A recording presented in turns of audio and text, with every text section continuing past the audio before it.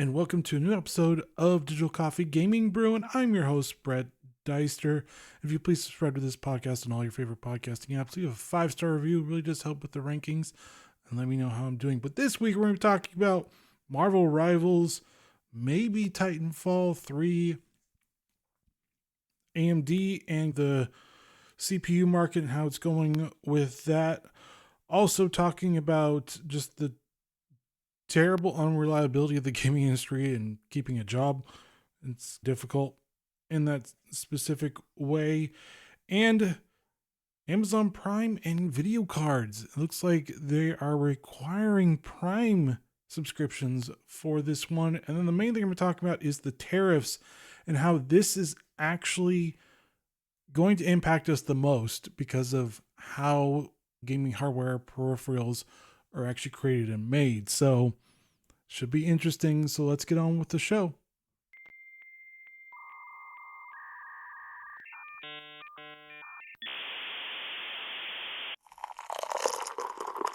That's good.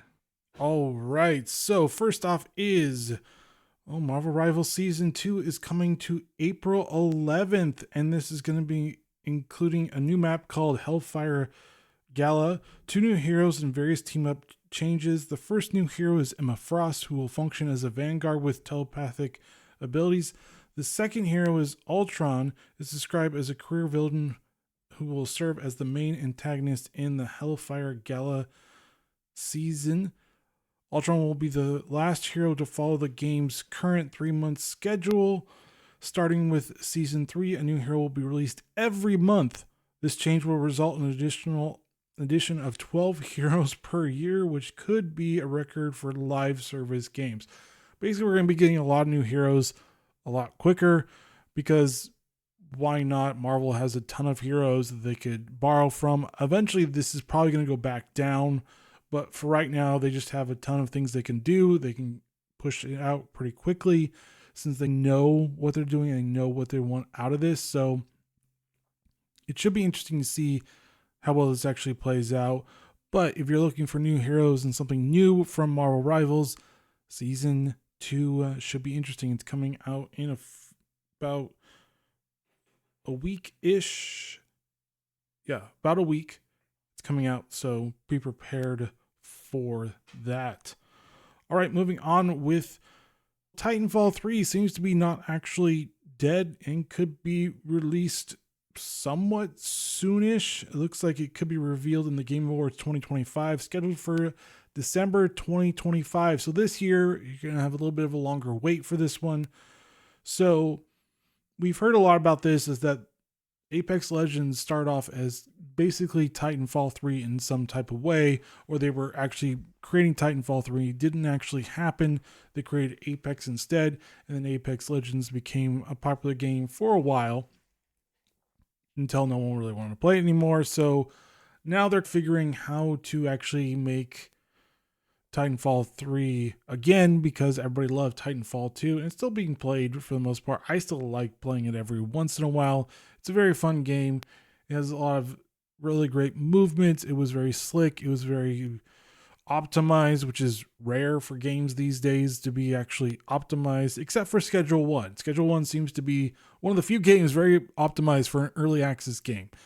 So we are seeing a lot of interesting things happening. I think specifically because I think deep down Respawn wanted to create Titanfall 3, but EA screwed him over with Titanfall 2, putting him in a really weird release schedule where it was between Battlefield and Call of Duty, and that kind of really hurt the game's growth because you had 2 really big FPS blockbusters and then you wedged in the middle, which I didn't really understand. You could have waited several months and then actually made it a lot better that way, but to each his own. So hopefully this is actually true, but take it with a grain of salt. I'm not holding my breath, but I'm hoping it's actually true. We're all hoping for this.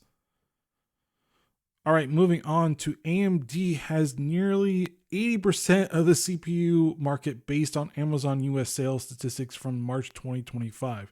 The Ryzen 7 9800X3D was the best-selling CPU with over 6,000 units shipped, and it's projected to reach close to 7,000 units shipped. Probably not as much anymore because of the tariffs.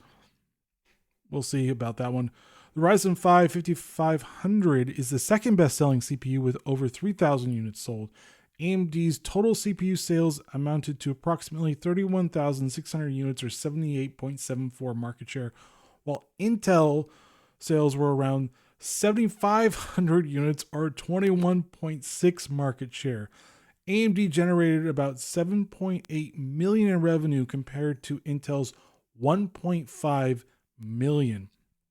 The only Intel CPU in the top 10 best-selling list were the Core i5 12400F and the Core i7 12700K, with the latter selling over 1,000 units.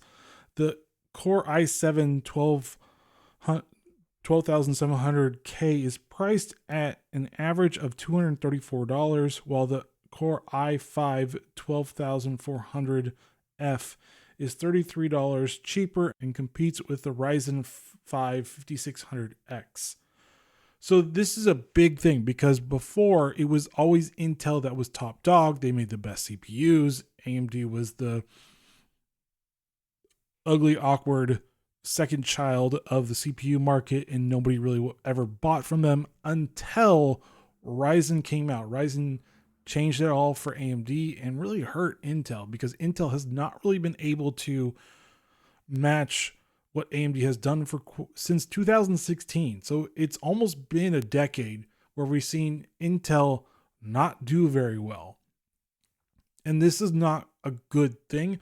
Hey, I like AMD. I have AMD CPUs. I still prefer AMD CPUs, especially in the Ryzen, just because it's a really good chip for the price of it. So they allow for longer, or you could use your motherboard longer for the current chipset. With Intel, always you had to upgrade the motherboard to get the new CPU, and AMD was like, AM4 I think lasted for several years. AM5, which is the current one, is going to last for several years. So that was a big thing. AMD has always been good with multi-core type of functionalities, and Intel has always been good at the single core functionalities. But that has slowly changed a bit for AMD. They've gotten better at that, but still Intel's a little bit better about it. The other issue is that Intel chips have, at least the recent ones, have been running very hot and just not as good as it could be, and the gaming performance hasn't been there for it. And AMD has been better for that, especially with the 9800X 3D, even with the issues with ASRock motherboards and burning them out, they still are the better option specifically for that. So we'll see what happens. It's just Intel has not gotten it together at all. They've been really hurting because they just haven't gotten together. They haven't figured it out yet. They're beaten terribly by TSMC's foundries and their business model, and that's not helping as well. What I unfortunately might see is eventually probably a sale to AMD for Intel, because I just don't see them working out, or a sale to somebody else, because I don't see it working out at all. Now, I don't think a sale to China will actually ever happen, because I think the US will actually block that, but I do think an AMD Intel sale could actually be on the horizon, only because just by last month's stats, they are woefully behind in sales, and that's not good. Their GPUs aren't that great. They're interesting and they have really good AV1 encoding and decoding, but they lag behind everything else. Their frame generation, or their DLSS alternative, is pretty good in general. FSR4 is, I think, is going to change that again, but they are the third child in all of this GPU market, and they're just not doing very well in that area too. So it's really hard to understand how Intel is actually doing, because even prior to this, Apple was looking to use Intel to make their silicon-based chips, and they just weren't really set up for it. And so they went with TSMC, and the rest is history. They're doing really well with it. TSMC is second to none. They're the number one company to make CPU chips. Bare none. It's no contest right now. So it's interesting to see how this is all playing out, and what does Intel need to do to actually change this future, because it's not looking very good. In all honesty, and tariffs might help a little bit with it if they can actually build and scale their business. But right now, it's just not looking very good, and I foresee looking at a sale to AMD. It has been rumored before that this might happen through the government, but nothing's actually transpired from that. But again, we'll see. All right, moving on to the CEO of Arrowhead Game Studios, the developer of Helldivers 2, was talking about that in 2024, the video game industry experienced significant job losses due to massive layoffs continuing into 2025, with recent layoffs of Eidos Montreal and Striking Distance Studios. He publicly called out for accountabilities from CEOs regarding the decision leading to mass layoffs in the industry. He stated that approximately 30,000 to 50,000 jobs have been lost over 2 years. If it's close to 50K, that's 25,000 jobs lost in 2 years. Or, yeah, 25,000 each year. So 25,000 one year, 25,000 another year. The issue with a lot of this is happening is because of the games that they're producing or putting out.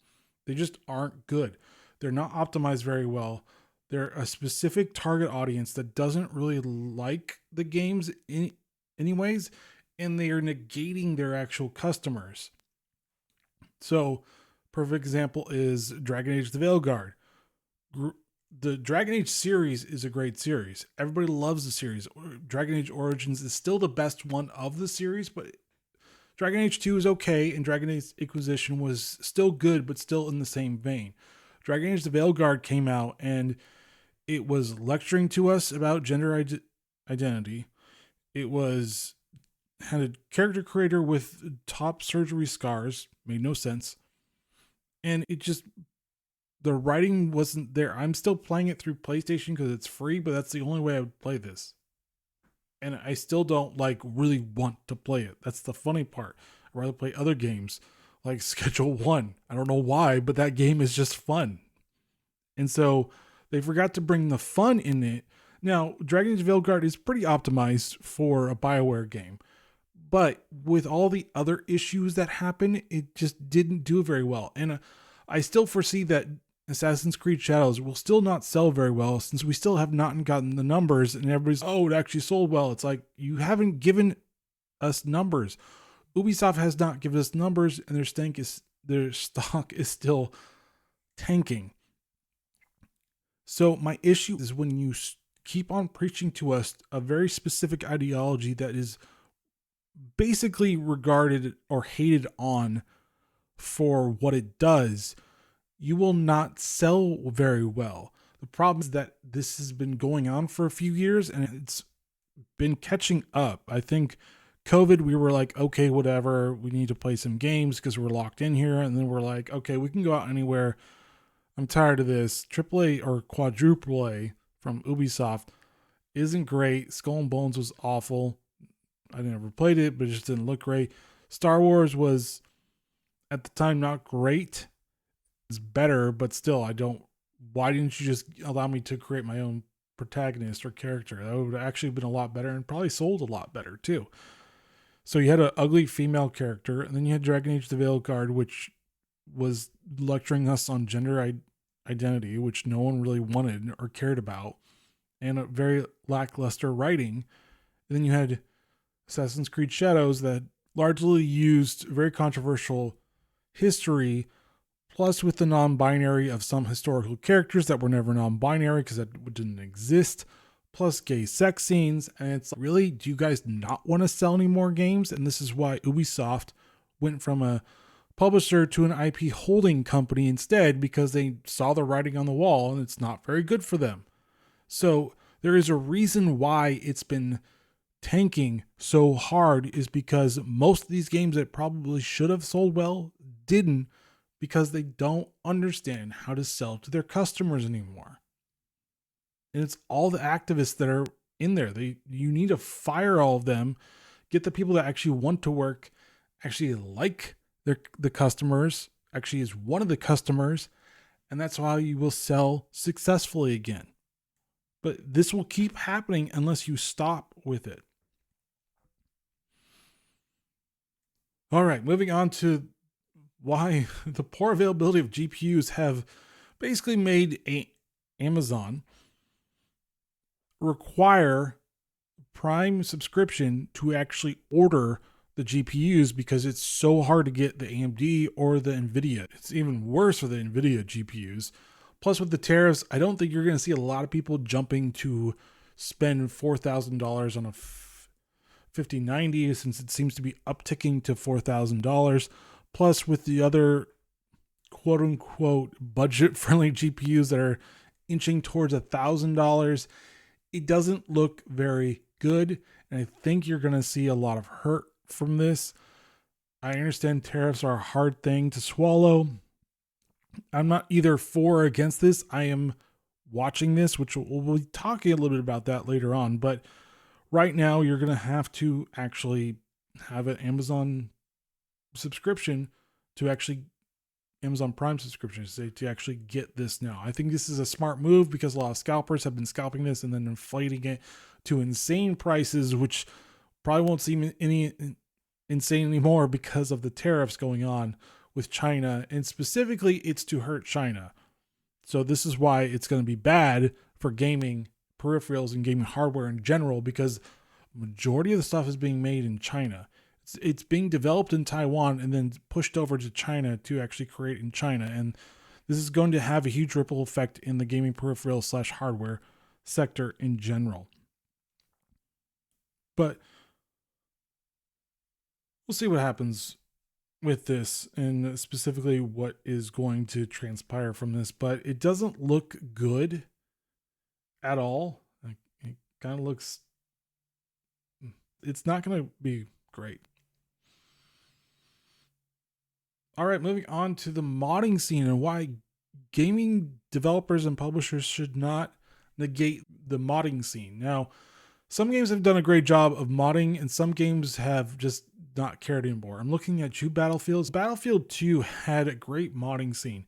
It's why the game was played for so long, is because the modders kept it going. And that's how we got developers for Squad. They did the Project Reality Desert Combat, or just Project Reality modding, which basically made it a modern game with more vehicles, more weapons, a little bit more realistic in a way. And then what that led was to Squad. We also had other types of modding going on with Bethesda and Paradox. Skyrim specifically had the longest shelf life because of modding, and a lot of other developers have come out from that. I think Titanfall came from the Bethesda scene. We also have Minecraft has a huge modding scene. This is why the game is still as popular as it is. Maybe not the most popular game anymore, that's Fortnite, but still a very popular game in general. And so Splash Damage came about from the Quake era, when the Quake engine was like one of the most popular engines, and now it's not anymore. ID dropped the ball on that one, and Epic kind of took the reins on that. But that modding scene from Splash Damage led to creating Quake 3 Fortress, which eventually allowed them to work with its software. I think they made Quake Wars. They made a Bethesda game called Brink. They made a few other things, but it wouldn't have been possible without the modding scene. And the modding scene allows you to see your talent and hire the top talent from the modding scene, because that's basically your best way of saying, look, we got some really great talent that we could actually bring aboard our developers. And this doesn't second guess if they'll actually be a good employee or not. Culture-wise, they may not be, but from a work standpoint, they will probably help your business and your game go a long while. So this is why modding is very important to bringing up the next generation of developers, bringing more talent into the business, and just in general helping you sell more of your product. But unfortunately, a lot of developers have stopped doing this because, I don't know, reasons. They don't really give really good reasons. They're like, oh, DICE was like, oh, our Frostbite engine's really difficult, so we didn't want to do modding because it's really difficult. I'm like, so you don't think that people can figure it out and be smart enough to figure it out better than you? Or do you just not want to do it because it will be very difficult for you to do it? That's the biggest problem right now that I see, is just that issue. So right now, this is where we're at. I think I think modding should come back. I think it's a great tool, and I think that they are sorely lacking in looking at fresh talent through this. All right, moving on to Liberation Day, which happened April 2nd of this month, because it is April. And Donald Trump, to his word, has said that he will place tariffs on countries that have reciprocal tariffs, and that he did. And this specifically was to hurt China. It wasn't to hurt anybody else but China. The reason being is because China has been flooding our markets and taking our manufacturing jobs away from us, which makes us less self-reliant. And so we could never really go to war with China, because if we go to war with China and they make all our stuff that we actually need, we would be screwed. It's a very terrible way of doing things. Since we haven't had actual, like, a big war in a very long time, I really would call the Iraqi war and the Afghanistan war a quote unquote war, but we hadn't actually had a really big war in a very long time. It made sense. It was cheap products that you could actually make, and people got rich off of this. The issue is that gaming also did this, especially the hardware and the peripheral side of it, because I used to work for some of them. And what would happen is that they would develop the technology in Taiwan, ship it off for mass production in China, and then they'd ship it to the United States to be sold.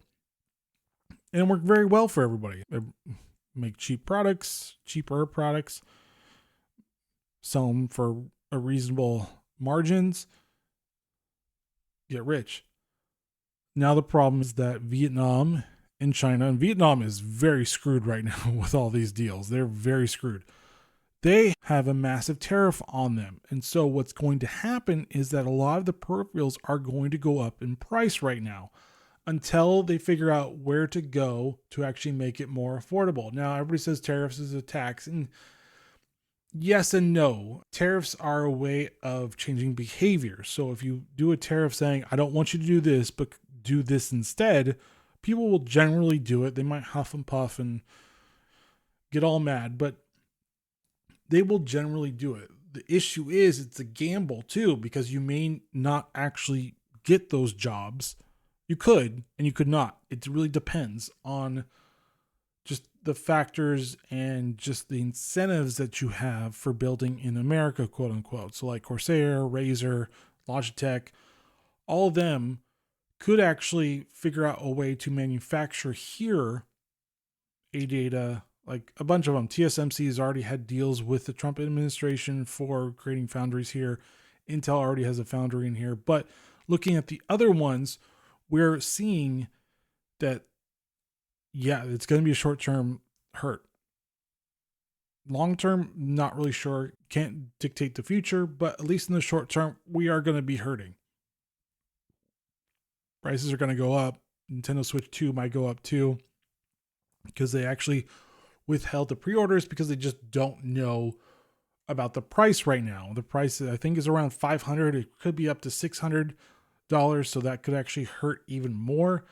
And so when you actually bring prices up, people consider it. They're like, do I really need this? Can I just use the Switch in general?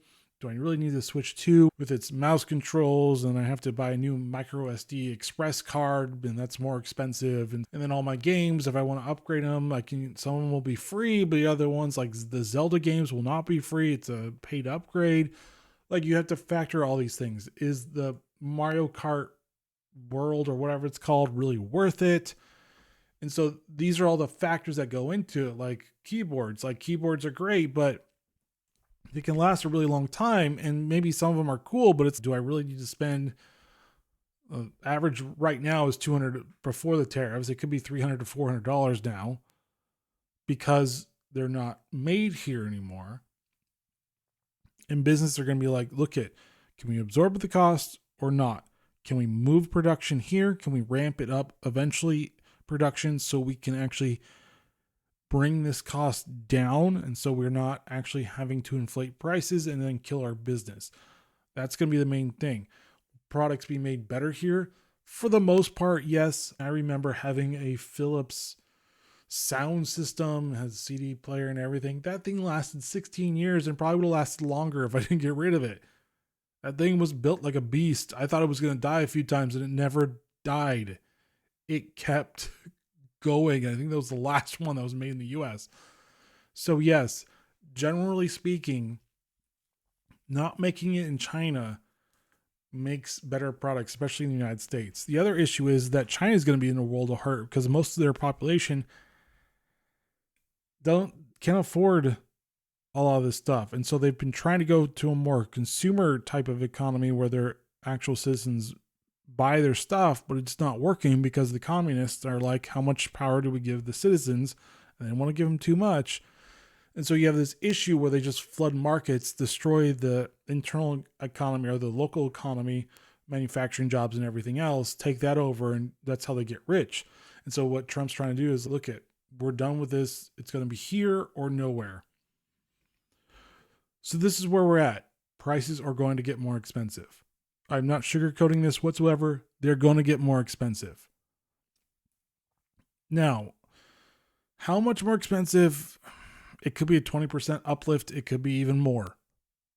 But I would say about conservatively 10 to 20% price increases on things is probably pretty good conservative estimate right now. So just be prepared if you're trying to build a new system. I'd wait a year or two, or I'd piecemeal the upgrades. Maybe you're like, maybe I don't need a new PC case. Maybe I don't need the top of the line RAM. Maybe I don't need this. Maybe I can figure out how to do it piecemeal. Maybe I just buy an AMD motherboard and CPU, and then I can just upgrade the CPU when I need to. These are the things we're going to have to figure out. GPUs are screwed because they're already expensive enough, and they're going to be more expensive. I probably see the 5090 going to about 4K, maybe 5K. The 5080, 2000 to 2500. The 9070 XT, probably $1,000. The 5070 Ti, probably $1,000 to $1,500. It's going to get expensive quick. And the third parties are all making their stuff in China. That's going to get expensive quick until they move their production somewhere else, or Vietnam makes a deal with the United States or something else. But right now, stock market's going to be hurting. Nvidia's going to be hurting. AMD's going to be hurting. Intel's going to be hurting.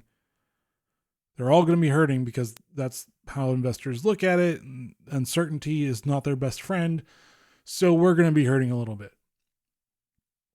It will be forever. I don't know.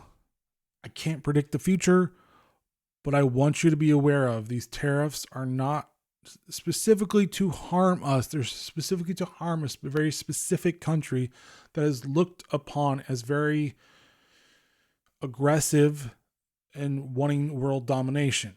So we want to stop that, obviously. But we'll see what actually happens in the future. Can't tell the future. All I know is the short term, there's going to be a price pain. And you're going to feel it or not buy it. Anyways, what do you think? Do you think I am crazy and that this is not going to happen, or that I'm a Trump-loving person because I haven't been railing against him? Whatever, I don't know. Leave the comments in below, but thank you for listening to Digital Coffee Gaming Brew. Really do appreciate it. Please subscribe to this podcast on all your favorite podcasting apps with a 5-star review. Will just help with the rankings. Let me know how I'm doing. And join me next week as we talk about what's going on in the gaming industry. All right, guys, game on. Get the games that you actually have fun with. Maybe not buy that new keyboard for a little bit. And see you next week. Later.